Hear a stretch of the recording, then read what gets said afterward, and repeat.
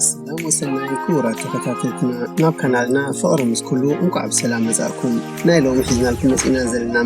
مدب سدرا بيتاول مطرناف نعو بنياتات اب جرماني فاميلي الناختوك فيو قفلشتة يبهال سناي مكتتال من نيلكم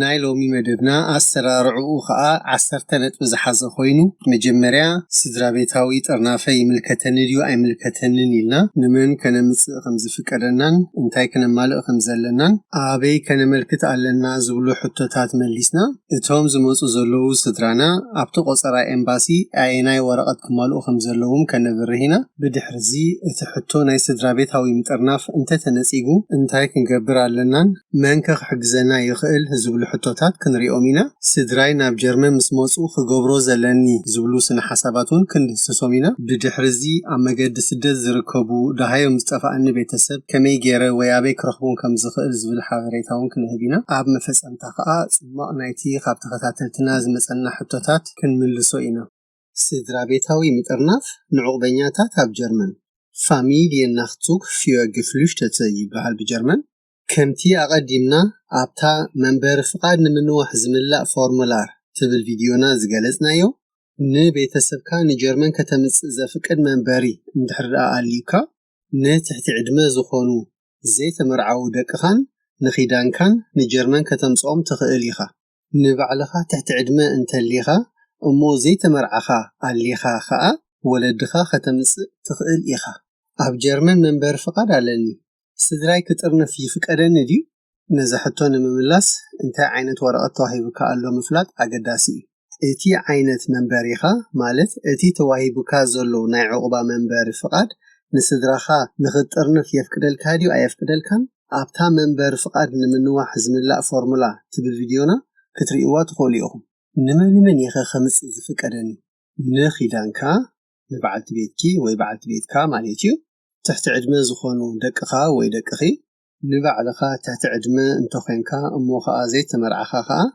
نولدخا نبوخا ناديخان ماليتيو وي كا نخالوت عبيتي ابكند ولدخا نعخا حلافنس تشكم الكاسباتن كتمصي فكر نحوات كاز ملكتكن من نبابر اموحس انتو خوينو وخول منبر بوتا انت هالين ترحم كموصو زخونو از ماليت كا تخولهم انتو خينكا ترحيو كون زخيل ماليتي كابز زحالفه ግን ነታት ዕድመ ዝኾኑ ይሕዋትን ካልእ ቀረባ ቤተሰብን ኣዝዩ ክብር ዝበለ ፀገም ምኽንያት ክህሉ ኣለዎ ክመፁ ንኽፍቀዶም በዚ ኣዝዩ ጽብብ ዝበለን ሳሕቲ ዝኾነን ምኽንያት እንተተረኺቡ ግን በዓንቀጽ 36 ምዕራፍ 2 ወይ ምዕራፍ 22 ናይ መንበሪ ፍቃድ ሕጊ ቪዛ ክወሃቦም ይኽእል እዩ እዚ መንገዲ እዚ መብዛሕትኡ ግዜ ከም ፍታሕ ንኽብር ዝበለ ጉዳይ ተባሂሉን ይጽዋዕ እዚ ግን ፍታሕ ንጽጉም ንምርካብ ተባሂሉ ዝተገብረ ክፋል ናይቲ መንበር ፍቃድ ሕጊ እቲ ሓቂ ኣብ ኮንነት እንተሪእናያ ግን ብጣዕሚ ከቢድ እዩ በዚ መንገዲ እዚ ቪዛ ንኽትረክብ ክመፁ ክፍቀደሎም እንተኮይኑ ህይወት ስድራኻ ቀጥታ ኣብ ሓደጋ ምዝርከብን ንስኻ ንባዕልኻ ከዓ እቲ ብዙሕ ከተማልኦ ዘለካ ነገራት ምስ እተማልእን ንምሳሌ ሓደ ካብኡ ንስኻ ንባዕልኻ ነፍስኻ ዝኽኣልካ ክትኸውን ኣለካ ነዚ ጉዳይ ዝምልከት ግን نتابعان نخالقو تحابرتن انت توكسكم አገዳሲ እዩ ንብል ስድራይ ንኽጥርንፍ ከማልኦ ዘለና ነገራት እንታይ ኣሎ መጀመርያ መንበር ፍቃድካ እዚ ዝስዕብ ክኸውን ኣለዎ መሰል ዑበኛ ዘለካ ወይ ብናይ ጌን ፍውዕል መሰረት መንበር ፍቃድ ዝተዋሃብካ ክትኸውን ኣለካ ብናይ ሓገዝ ምኽንያት ዕቁባ ዝተዋህቡ ማለት ሱብሲዲየራ ሹትበረሽቲክተ ከማን ንስድሮኦም ክጥርንፉ ክሓቱ ይኽእሉ እዮም ካልኣይ ንኣነባብራኻን ንመነባብሮኻን ዝምልከት ብዝሓተትካዮ ናይ ዕቁባ መሰረት ከም ዑበኛ ምስተቐበሉኻ ኣብ ውሽጢ 3 ወርሒ እንድሕር ደኣ ስድራኻ ንኽጥርንፍ ሓቲትካ ዝቃለለልካ ነገር ኣሎ እዚ ማለት ከዓ እኹል እቶት ማለት እኹል ደሞዝ ናይ ግድን ኣይኮነን ክህልወካ ንስድራኻ ዝኸውን እኹል ገዛውን ናይ ግድን ኣይኮነን ክህልወካ ነዚ ኣማሊእኻዮ ድኻ ኣየማላእኻዮን ኣይምርምርን እዩ ማለት እዩ ወይ ኣይረአን እዩ እንድሕር ደኣ እዚ ዝተቃለለ መንገዲ ንዓኻ ዘይምልከት ኮይኑ ግን ንዓኻን ንስድራኻን ዋላውን ነቶም ተምፅኦም ዘለኻ ቤተሰብካን ዝኣክል እኹል እቶትን ግፍሕ ገዛን ክህልወካ ኣለዎ በዚ ምክንያት እዚ ከዓ እቶትካ ይምርመርን ይርአን ብልዕሊ እዚ ከዓ ንስድራ ሙሉእ ናይ ጥዕና ኢንሹራንስ ክህልወካ ኣለዎ ነዚ ዝምልከት ግን ሕጋዊ ስራሕ እንተለካ ስድራኻ ኣብቲ ኢንሹራንስ ምሳኻ እትዋት እዮም ሳልሳይ ንዝምድና ዝምልከት መረጋገፂ ኪዳንካ ማለት ሰበይትኻ ወይ ሰብኣይኪ ክትመጽእ ወይ ክመጽእ እንተኾይኑ ወይ እንተኾይና ነዚ ዝስዕብ ከተማልእ ወይ ከማልእ ኣለዎ ምስክርነት ናይ ዝተመርዓኹምሉ ክህልወካ ኣለዎ እዚ ከዓ ኣብ ጀርመን ተቐባልነት ክህልዎ ኣለዎ እቲ ሓቅነቱ ዘጠራጥሮም እንተኾይኑ ስጋዕ ዘረጋገጽ ሽግር ክፈጠር ይኽእል እቲ ክመጽእ ተቐሪቡ ዘሎ ኪዳንካ ወይ ኪዳንኪ ኣብቲ ኺዳን ዝኣሰርኩምሉ ዕለት ብውሕዱ ብዕድመ 18 ዓመት ዝመልአ ወይ ዝመልአት ኔራ ክትኸውን ኣለዋ እንድሕሪ ደኣ ብናይ ሓገዝ ምክንያት ዕቑባ ዝተዋሃብካ ኮይንካ ከዓ ማለት ብጀርመን ሱብሲዲየራ ሹትበረሽቲክታ እቲ ኺዳንኩም ኣብ ሃገርኩም ከለኹም ዝኣሰርኩሞ ክኸውን ኣለዎ እንድሕሪ ደኣ ቆልዓ ማለት ትሕቲ ዕድመን ዘይተመርዓኻን ኮይንካ ንስድራኻ ወይ ንዓኻ ሓላፍነት ዝተሸከሙልካ ካልኦት ዓበይቲ ናብ ጀርመን ከተምጽእ ደሊኻ ነዚ ዝስዕብ ከተማልእ ኣለካ ወለድኻ እንተዘይኮይኖም እቶም ሓላፍነት ዝወሰዱልካ ነቲ ሓላፍነት ኣብ ሃገርካ ከለኻ ዝተሸከምዎ ወይ ዝተቐበልዎ ክኾኑ ኣለዎ እቲ ተሸኪሞሞ ዘለዎ ሓላፍነት ከዓ ክሳብ ንስኻ ዕድሜኻ 18 ዓመት ዝመልእ ክኸውን ኣለዎ ንቋንቋ ጀርመን ዝምልከት እቶም ክመፁ ተቐሪቦም ዘለዉ ስድራ ቤት ዕቑበኛታት ቋንቋ ጀርመን ናይ ግድን ኣይኮነን ክኽእልዎ ራብዓይ ንጥርናፈ ስድራ ቤት ዝምልከት ወይ ስድራይ ንኸምጽእ ንመን ወይ ኣበይ ክሓትት ኣለኒ እቶም ንጀርመን ክመፁ ተቐሪቦም ዘለዉ ስድራ ቤትካ ኣብቲ ዝምልከቶ ቆንስል ወይ ኤምባሲ ናይ ጀርመን ባዕሎም ብኣካል ቀሪቦም ከመልክቱ ኣለዎም ኣብቲ ቆፀርኦም ከዓ ኩሉ እቲ ዘድሊ ወረቓቕቲ ብምሉኡ እቲ ዶክመንትታት ማለት እዩ ክማልእዎ ኣለዎም ብዛዕባ ነቲ ክማልእዎ ዘለዎም ወረቓቕትታት ኣብ ቁፅሪ 5 ክንትንትኖ ኢና ንስኻ ንባዕልኻ ከዓ ነቲ ኣብቲ ቦታኻ ዘሎ ምምሕዳር ክፍሊ ወጻእተኛታት ማለት ኣውስሌንደር ብሄርደ ስድራኻ ንጀርመን ከተምጽኦም ከም ዝደለኻ ክትሕብሮም ኣለካ እዚ ሓበሬታ እዚ ከም ዕቑበኛ ምስ ተቐበሉኻ ኣብ ውሽጢ 3 ወርሒ ቀልጢፍካ ከተተግብሮ ኣለካ ነዛ ጽሕፍቲ እዚኣ ብጽፉፍ ክትሕዛ ኣለካ ምክንያቱ ኣብ ግዜኻ ከም ዘመልከትካ መረጋገፂት እያ ብጀርመን ፍሪስት ዋረንደ አንሳይገ ትበሃል ከምዚ ምስ እትገብር ጥራሕኻ ከምቲ ኣቐዲምና ዝገለጽናዮ ስድራኻ ብዝተቓለለ መንገዲ ንጀርመን ከተምጽኦም ትኽእል እንድሕሪ ደኣ ብናይ ሓገዝ ምክንያት ማለት ሱብሲዲየራ ሹትበረሽቲጉም ካብ ዕለት 17 ወርሒ 3 2016 ንድሓር ዘሎ ግዜ ዕቑባ ተዋሂብካ ኮይንካ ግን እተን 3 ወርሒ ካብ ዕለት 1 ወርሒ 8 2018 ንድሓር ዘሎ ግዜን ክቆፅራ ዝጅምራ እቶም ንጀርመን ክመፁ ተቐሪቦም ዘለዉ ስድራ ቤት ኣብ ቅድሚ ኤምባሲ ምስ ቀረቡ ማለት ምስ ተዘራረቡ እቲ ኤምባሲ ነቲ ጉዳይ ናብቲ ኣውስሌንደር ብሄርደ የመሓላልፎ እቲ ኣውስሌንደር ብሄርደ ከዓ እቶም ስድራ ንኽመፁ ኩሉ ግቡእነት ተማሊኡ ድዩ ኣይተማልአን ርእዩ መልሲ ንኤምባሲ ይሰድድ እዚ ኣሰራርሓ እዚ ኣዝዩ ነዊሕ ኣዋርሒ እዩ ዝወስድ ካብ ዓመት ንላዕሊ ግዜ ዝወስደሎም ኣሕዋት ከማን ውሑዳት ኣይኮኑን እቲ ኣውስሌንደር ብሄርደ እንተተቐቢልዎ እቶም ስድራ ቪዛ ይወሃቡ ብዕላዊ ወረቐት ከዓ ንጀርመን ከኣትዉ ይኽእሉ ኣብ ጀርመን ምስ ኣተዉ ከዓ ብህፁፅ ናብቲ ኣውስሌንደር ብሄርደ ኸይዶም ብስድራ ቤታዊ ምክንያት መንበሪ ፍቃድ ክወሃቦም ብጀርመን ኣውፍኤንትሃልት ኤርላውብንስ ኣውስ ፋሚሊየርን ግሩንድን ወይ ከዓ ናይ ስድራ ቤት ዕቑባ ፋሚሊን ኣዚል ማለት እዩ ክሓቱ ኣለዎ ሓምሻይ ስድራይ ናብቲ ዝተዋሃቦም ናይ ኤምባሲ ቆፀራ ኣየናይ ወረቓቕቲ ምስኦም ሒዞም ክኸዱ ኣለዎም እቶም ስድራ ኣብ ቅድሚ ኤምባሲ ክቐርቡ ከለዉ ምስኦም ክማልእዎ ዘለዎም ዶኩሜንትታት እዚ ዝስዕብ እዩ እታ ነቲ ቆፀራ ከም ዝተታሕዘ ትሕብር ኢሜይል ናይቲ ኤምባሲ ኣብ ግዜኻ ንስድራኻ ከተምጽእ ኢልካ ከም ዘመልከትካ ትሕብር ጽሕፍቲ ማለት እታ ኣቐዲምና ፍሪስት ዋረንደ አንሳይገ ዝበልናያ ቪዛ ንኽትወሃብ ዝምላእ ፎርሙላ ናይ ኩሎም ስድራኻ መሊእኻ ብጀርመን ቪዙምስ አንትሪገ ፊ ኣለ ፋሚሊየን ሚትግሊዳር ዝበሃል ብዛዕባ ውልቃዊ መበቆል ዝሕብር ጽሑፍ ኣብቲ ሃገር እንተልዩ ኮይኑ ከዓኒ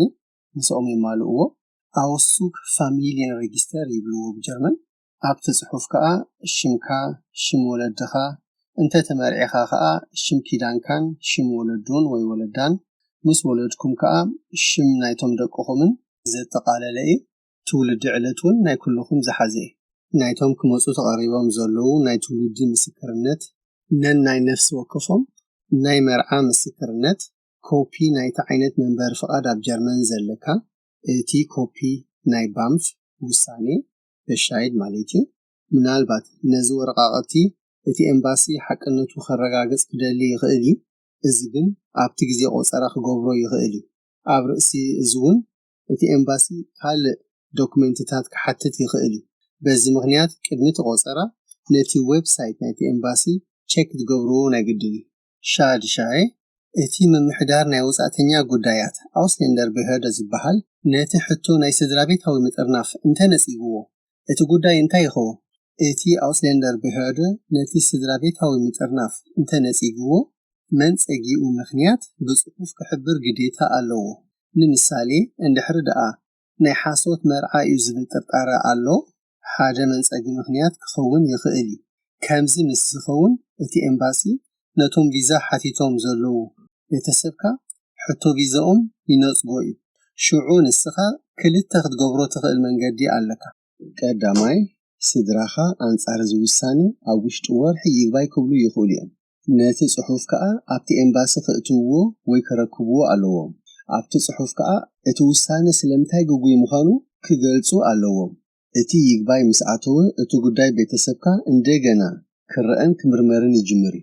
بدحرزي سدراخا وي فيزا يوهابو وي كا يخلو اندحرد اتي يغباي زبللو تنصيبو اتي امباسي نتي وسانيو اب حدا ريمونستراسيون سبيشال زبحال صحف بصفح زباله نت منصقيو مخنيات يحبري انصار زوسانيزي بيتسبكا او وشتي 4 سمون اب بيت فردي من محدار برلين فرفالتو مسكريشت برلين خصو يخوليهم كالاي نسخه بعلها قطتا ابتي خنطقسو زصنحنا بيت فردي فرفالتو مسكريشت برلين كسخه خطقرب تخيليخا كمزن خدغبر كا 4 سمون عدل عليك نزي غداي زملكتكن ناب طبقه انت توكسكا زبلصي شابعاي نزي غداي زملكت حاجز ابي كركب يخل اتي منبر فقاد زملكت حقي ناي جرمن كبد زبلس لزخونه نحتخم زملكت ناب طبقه خطوكسو اگداسي بغداي سدتنياتات تموكرو زلوم طبقاتات ابي كترخبو خم اتخلو اب تحت ذا فيديو بصحف نا انترنت لينك جرنالكم علينا ابتي زلخوم اوراجا نغدايكم كرئز خيل طبقه كترخبو تخوليكم ابو فو ازيل كمان حبريتا خهبكم يخيلي اندحرد بعلخا نطبقاخا خطخفلو زيت خيل كونكا وي تخولو زي بلكا كابتي ابتي زلخايو اوراجا زركب فلوشتلينغ سرات زبحال كابتي بمسرح برو ازيل زبل باجت برو ازيل ريشت هيلفه فوندز ماليتيو حاجز كتوهب كتحتت تخيل ايخا نتي فلوشتلينغ سرات ابيك ترخبوهم تخولو كمان اب تحت ذا فيديونا نا انترنت لينك جيرنالكم علينا شامناي سدراي ناب جيرمن مسموصو انت يخغبرالني سدراخا ناب جيرمن مساتو مجمريا خغبرو زلكا سدراخا ابت زلخايا ممحدار كمزغبو علوهم ابتي برجر امت وي عين بونا ميلدا امس بحال ماليتي بدحرزي اتي اوسلندر بهرده ويون اتي بامفن كحبرو علوهم ابتي اوسلندر بهرده نايجدن كتخودو علوكم اتي بامف بوندسامت für Migration und Flüchtlinge كحبر علو دي يبلونغن نسون بعلم كحبرهم سدراخان جرمن بفيزا سلازاتو مسل منبر فقاد نخوهابو كلتا منجد وي كلتا عدل علوهم قداماي ناب اوسلندر بهرده خيدكا بمخنيات سدرابيتاوي طرنافه اب عنقص 27 كساب 36 منبر حجي زتمركسه منبر فقاد تحتت ابزي اتي اوسلندر بهرده بناي فيزا مخنيات غداي كل دوكمنتات مرميرو سلازصنحه غزي بزو حيطفني سدراخا قدمي جرمن متاوم كمان مسؤوم قصره حسكا خصنح تخيليخا اب غليو خبابيታት بزح وصاتنيا سلازلو بصعقه سراح مخنيات قطيفكا قصره سلازي يركب اقديمكا قصره محاس اگداسي خون يخيلي كالاي سدراخا ابتي بامف بوندسامت für Migration und Flüchtlinge ماليتيو سدرابيتاوي عقبه اب عنقص 26 ناي عقبنيا حقي استمركوسه كحتو يخولو يم فاميليين ازيل كاي بحال ትርጉሙ ወይ ውጽኢቱ ከዓ እቶም ስድራኻ ልክዕ ከምቲ ናትካ ናይ ዕቁባ ወረቐት ንምውሃብ እዩ።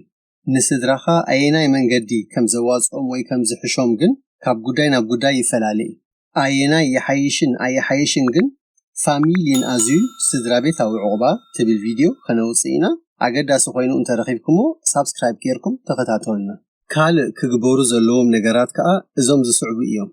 ንስድራኻ ኣብቲ ናይ ጥዕና ኢንሹራንስ ከተመዝግቦም ኣለካ። እንድሕሪ ደኣ ሓገዝ ብጆብ ሰንተር ወይ ብኻልእ መንግስታዊ ሓገዝ ኣለካ ከዓ ንስድራኻ ሓገዝ ንኽረኽቡ ከተመዝግቦም ኣለካ። ከመይ ጌርካ ፎርሙላር ናይ ጆብ ሰንተር ከም ትመልኦ ከዓ ኣብቲ ንጆብ ሰንተር ዝምልከት ቪድዮና ኣቲኻ ክትሪኦ ትኽእል ኢኻ። እንድሕሪ ደኣ ትምህርቲ ዝምልከቶም ቆልዑት ኣለዉ ከዓ ትምህርቲ ከተመዝግቦም ኣለካ። ታሽዓይ ምስ ስድራይ ወይ ምስ ቤተሰበይ ኣብ መንገዲ ስደት ተጣፊእና ወይ ኣበይ ከም ዘለዉ ኣይፈልጥን እየ እንታይ ክገብር ይኽእል? ቤተሰብካ ኣብ መንገዲ ስደት እንተጠፊኦም በዞም ዝስዕቡ ተሓጋገዝቲ ክትረኽቦም ትኽእል ኢኻ። ኣብ ምድላይ ተሓጋጋዚ ክፋል ናይ ጀርመን ቀይሕ መስቀል ዝኾነ ንኣብ ውሽጢ ጀርመንን ኣብ ወፃእን ዝርከቡ ደልዩ ምስ ስድራ ቤቶም ዘራኽብ። ካልኣይ ከዓ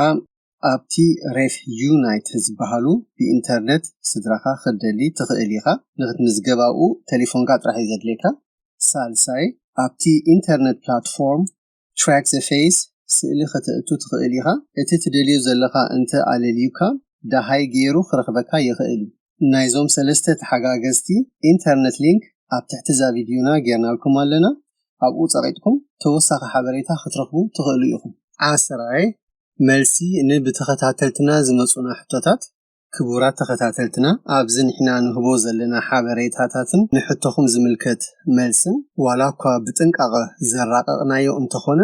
100% ሓላፍነት ከይንወስደሉ ዝዕንቁፅና ሕጋጋት ኣለዉ። በዚ ምክንያት ናይ ግድን እዩ ክንሕብረኩም ንጉዳይኩም ዝምልከት ናብ ጠበቃን ናብ ካልኦት ተሓባበርትን ተወከሱ ክንብለኩም።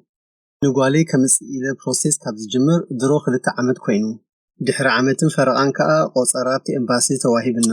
ብድሕሪኡ ጓለይ ሕጂ ድሮ 18 ዒድምኣ ኣኺሉ። እዚ ዘለናዮ ቦታ ከዓ ውስን ኢሉ ስለ ዝኾነ ተሓጋገዝቲ ከም ድላይና ኣይንረኽበሉን ኢና። በዚ ናተይ ጉዳይ እንታይ ሓበሬታ ክትህቡን ትኽእሉ? ዝኸበርካ ሓፍትና ከምቲ ኣብቲ ጽሑፍ ዝሓበርክና ጓልኪ ቅድሚ 18 ዒድመ ምምላኣ ኣብ ቅድሚ እቲ ኤምባሲ ቀሪባ ወረቓቕታ ኣረኪባ ቪዛ ሓቲታ እያ። ብድሕሪዚ እንድሕሪ ደኣ ብሰንኪ እቲ ኣሰራርሓ ናይቲ ኤምባሲ ዒድምኣ ኣኺሉ ዋላ ሓደ ንዓኣ ከምፅኣላ ዝኽእል ፀገም የለን። እታ ቀንዲ እትርአ ዕለት ወይ እታ ወሳኒት ትበሃል ዕለት ኣብታ ቆፀራ ናይቲ ኤምባሲ ዝገበረልካ ኣብ ወይ ኣብቲ ቅድሚኡ ክትቀርብ ከለኻ ትሕቲ ዕድመ ክትኸውን ኣለካ። ዶኩሜንት ተረክቦ ከዓኒ ሙሉእ ብሙሉእ ክኸውን ኣለዎ። እቲ ኤምባሲ ነቲ ሕቶ ቪዛ ተቐቢሉ እንድሕሪ ደኣ ነቲ ፕሮሴስ ጀሚርዎ እቲ ክመፅእ ተቐሪቡ ዘሎ ውሉድ ክሳዕ ወረቓቕቱ ዝሳለጥ ዋላ ዕድምኡ እንተኣኸለ ዋላ ሓደ ፀገም የብሉን። ኣነ ሽመይ ኣስመሮም ይበሃል። ዕድመይ ከዓ 16 ሕጂ መሊኤ። ወለደይ ኩሎም ስዋኣት እዮም። እንደ ሓወቦይ ሓላፍነት ተሸኪሞም ባዕሎም እዮም ማዕቢዮምኒ። ብመገዲ ሊብያ ገይረ ከዓ ንጀርመን ኣትየ። ንእንደ ሓወቦይ ከም ወለደይ በዚ ዘለኽዎ ዕድመ ከምፅኦም ይኽእል ዶ? እንታይ ከ ክገብር ኣለኒ? ዝኸበርካ ኣስመሮም ከምቲ በቐዳማይ ዝተዘራረብናሉ ሽምካ ትሕቲ ዕድመ ስለ ዘለኻ ኣብዚ ኣስመሮም ኢልና ቀይርናዮ ኣለና። ዋላ እቲ መልሲ ንዓኻ እንተሃብናካ ንካልኦት እውን ኣገዳሲ ክኸውን ስለ ዝኽእል ከዓ እታ ሕቶኻ ኣብዚ ከም ሕቶ ጌርና ኣቕሪብናያ ኣለና። ናይዛ ሕቶ እዚኣ መልሲ ከዓ ብሓፂሩ እወ ከተምፅኦም ትኽእል ኢኻ። እንታይ ከተማልእ ኣለካን ናበይ ክትኸይድ ኣለካን ከዓ ኣብዛ ቪድዮ እዚኣ ናብ መጀመርያ ተመሊስካ ክትሪኦ ትኽእል ኢኻ። ኣብዚ ኣገዳሲን ከተስተውዕለሉ ኣለካ ንብሎም ግን እቶም ከም ወለድኻ ኮይኖም ዝመፁ ዘለዉ ኣብታ ዕለት ቪዛ ትወሃበሎም ግዜ ንስኻ ትሕቲ ዕድመ ክትህሉ ኣለካ። እንድሕሪ ደኣ ቪዛ ከይተዋህቡ ከለዉ ዕድመኻ ኣኺሉ ማለት 18 መሊኡ ቪዛ ንክወሃቡ መሰል የብሎምን። ደቀይ ከምፅእ ኢለ ፕሮሴስ ካብ ዝጅምር 3 ዓመትን 3 ወርሕን ገይረ። ትሕቲ ዕድመ ዝነበራ ደቀይ ልዕሊ ዕድመ ኮይነን ንሰን ሕጂ ብሰንኪ ምድንጓይ ናቶም ክተርፋ ማለት ድዩ? ዝኸበርካ ሓውና እተን ቆልዑት ትሕቲ ዕድመ ከለዋ ቆፀራ ተዋሂበን ኣብ ቅድሚቲ ኤምባሲ ቀሪበን እሞ እቲ ፕሮሴሰን ጀሚሩ ዋላ ዕድመአን ብምክንያት ምፅባይ እንተመልአ ፀገም የብሉን። እንድሕሪ ደኣ ክሳብ ሕጂ ኣብ ቅድሚ ኤምባሲ ዘይቀረባ ኮይነን ግን ናብ ክሕግዙኻ ዝኽእሉ ጠበቃታት ክትውከስ ናይ ግድን እዩ። ነቲ ወረቃቕቲ ሪኦም ከኣንሶም እንታይ ክግበር ከም ዘለዎ ክሕብሩ ኸዮም እቲ ኤምባሲ ቆፀራ ንምሃብ ልዕሊ 3 ዓመት ክዱንጊ ኖርማል ኣይኮነን ናቶም ጌጋ እንተኾይኑ ከሲስካ ከተድምዕ ተኽእሎ ክህሉ ስለ ዝኽእል ከምቲ ኣቐዲምና ዝበልናዮ ብህፁፅ ናብ ጠበቓ ክትውከስ ንላብወካ ብኸምዚ ጉዳያት ተመክሮ ዘለዎም ጠበቓታት ከዓ ኣብ ትሕቲ ዛ ቪድዮና ብጽሑፍ ኢንተርኔት ሊንክ ኣለካ ኣብኡ ጸቂጥካ ተወሳኺ ሓበሬታ ክትረክብ ትኽእል ኢኻ ክቡራት ተኸታተልትና እቲ ዝሰደድኩምልና ሕቶታት ኣብዘን 3 ሕጂ ዘቕረብናየን ሕቶታት ዝጠቕለል ነይሩ ሕቶኹም ተመሊሱ ክኸውን ተስፋ ንገብር ዘይተመለሰ ወይ ካልእ ሕቶታት እንተለኩም ከዓ ብኮሜንት ወይ ብኢሜይል ጌርኩም ክትሰዱልና ትኽእሉ ኢኹም ዝኸበርኩም ተኸታተልትና ክሳብ ሕጂ ምሳና ብምጽናሕኩም እንዳመስገና ናይ ሎሚ መደብና ኣብ ዝንዛዝም ኣብ ቀጻሊ መደብና ክሳዕ ንራኸብ ከዓ ብሰላም ጽንሑ